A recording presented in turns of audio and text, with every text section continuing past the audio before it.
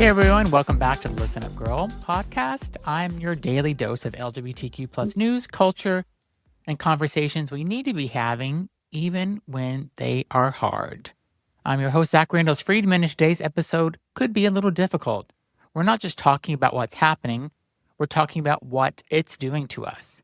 And because if you've ever felt exhausted lately, or if you felt anxious every time you open social media, or if you're caught yourself doing doom scrolling through another anti-LGBTQ headline after midnight, you're not weak, you're not dramatic, and you're definitely not alone.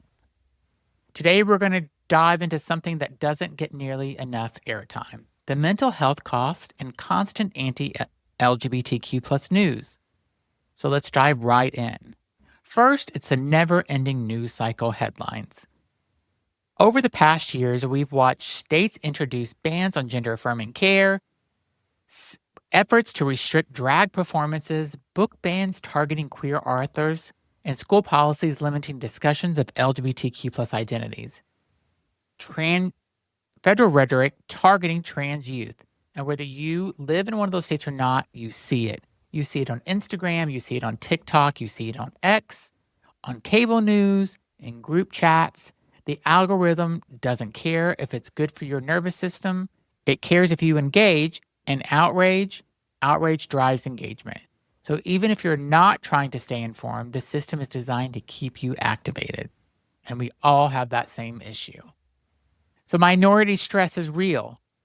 There's actually research behind what many of us are feeling. It's called minority stress theory.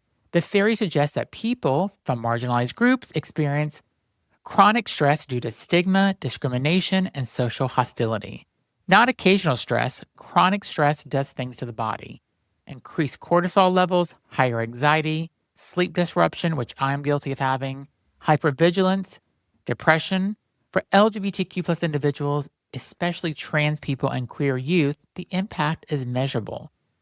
When headlines constantly frame your identity as controversial, debatable, or dangerous, your brain registers this as a threat. Even if you're safe in your apartment in Boston or New York or whatever city you live in, even if you're in a blue state, even if nothing directly changes in your day-to-day life, your nervous system doesn't fully separate news from personal risk. Your body hears you're under attack. Then there's the doom scroll effect. Let's talk about that doom scroll effect. You know the cycle. One headline leads to a thread, leads to someone quote tweeting about it, leads to a think piece, leads to a video breakdown, leads to comments, leads to arguments, and suddenly it's 1:15 a.m. Your heart rate is up. That's not accidental. Social media platforms amplify content that spark emotional response. And fear, anger, and outrage are powerful triggers. But here's the problem. When you consume threatening content repeatedly, your brain doesn't get to reset. You stay in fight or flight mode.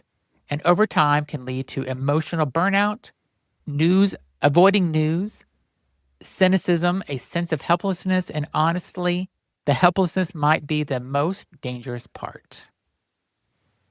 Before we continue, I just wanted to talk a little bit about, I had one of those moments recently where I looked at my bank statements and thought, wait, why am I paying so much for this phone? You know when something just quietly creeps up over time? You sign up, the price feels fine, and then suddenly you're used to it. You're used to overpaying, just assuming that's just what wireless costs. And I realize I'm obsessed with optimizing everything else in my life to ignore this. I compare flights, I compare streaming services. I will research the best coffee for 3 weeks. But my phone bill, I have just accepted it. So finally, I made the switch to Mint Mobile. And here's what surprised me.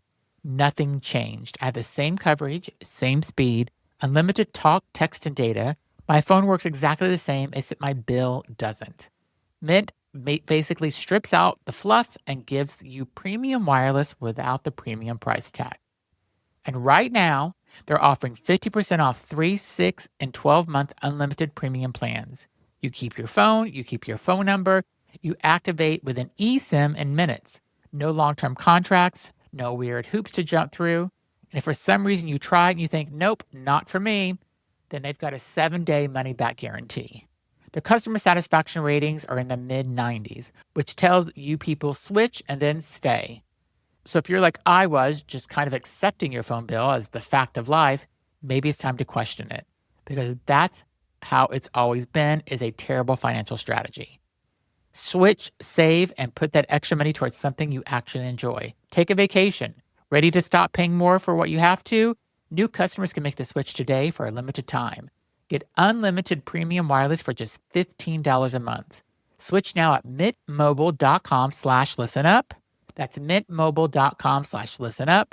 Upfront payment of $45 for 3 months, $90 for 6 months, or $180 for a 12-month plan required. $15 a month equivalent. Taxes and fees extra. Initial plan term only. Over 50 gigabytes may slow when network is busy. Capable device required. Availability, speed, and coverage varies. Additional terms available. See mintmobile.com. Now let's get back into the news. So the mental health data. Studies over the past years have shown that LGBTQ youth report significantly higher levels of anxiety and depression compared to their non-LGBTQ plus peers. When anti-LGBTQ legislation increases in a state, crisis hotlines calls spike. That's not political commentary, that's political health data. And adults aren't immune either. Even if you're stable, partnered, successful, constant exposure to messaging that frames your community as other chips away at your sense of security. You might not even notice it consciously, but it shows up as irritability, fatigue, emotional numbness, shorter patience, trouble focusing, and sometimes it's just low-level feeling of dread. We've all been there. Why does it feel so personal? For queer people, news isn't abstract. When we hear they're debating LGBTQ rights, what we hear is they're debating your legitimacy. When we hear they're restricting care, we hear they're questioning your humanity. So of course this hits differently. It's not just civic awareness, it's identity level impact. And for many of us, especially those who grew up navigating rejection or hiding parts of ourselves, that's the sense of threat can tap into old wounds. The nervous system always remembers. So protecting your mental bandwidth. Now here's the part that matters most. Staying informed is important, but staying regulated is essential. So what can we do?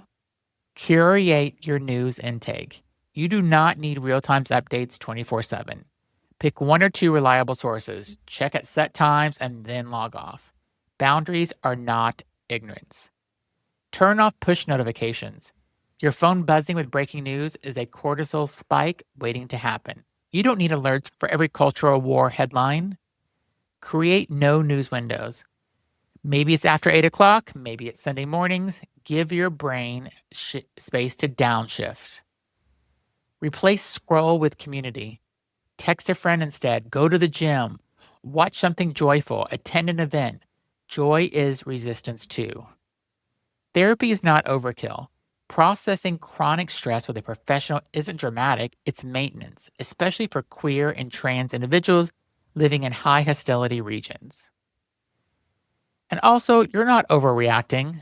Let me just say this very clearly. If you're tired, if you're overwhelmed, if you're scared sometimes, that reaction makes sense in today's world. The political environment in many places has been openly hostile. But here's what's also true. You're still here, you're still valid, and you're still part of the community that has survived far worse. The goal of constant negativity is often to exhaust people into silence. Protecting your mental health is not disengagement, it's sustainability. So here's your reminder today. You can care deeply and still take breaks. You can stay informed without being consumed. You can fight for equality and still protect your peace. The news cycle will keep you spinning, but your nervous system deserves rest. This has been the Listen Up Girl podcast. I bring you the LGBTQ plus news almost every day, and I do it in 10 minutes or less, and I bring you not just negative stories, but I bring you positive stories as well. I am your host, Zach Randles-Friedman. Take care of yourself, take care of each other, and as always, stay informed, stay aware, but be sure to stay grounded. Check back later this week for more LGBTQ plus news. Thanks for listening.